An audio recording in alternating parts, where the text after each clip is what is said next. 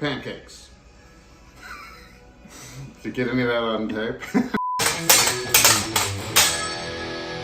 Pancakes. Pancakes. I'm always baffled why people don't make their own pancakes from scratch.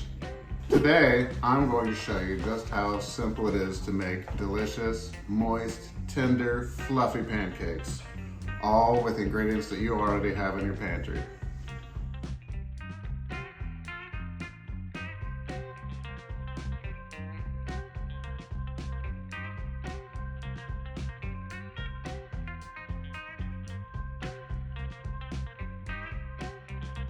First, we need to sift our ingredients together in a larger bowl and a sifter attached over it.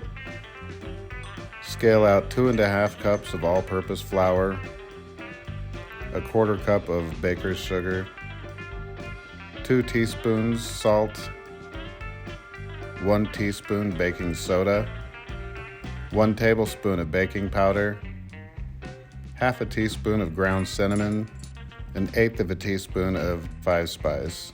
Sift all of that together and set it aside.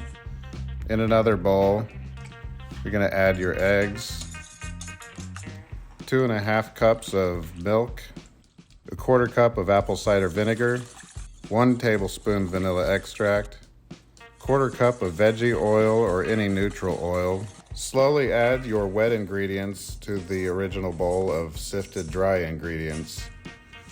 Use a whisk to incorporate, but do not overmix. We don't want rubbery pancakes. Drop about 1/2 to 3/4 cup of batter onto your heated griddle. Whenever bubbles start to form around the edges of your pancake, it's about time to give it a flip.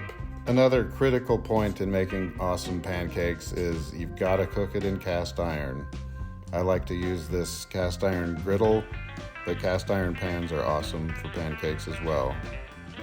They'll give you better flavor and better texture.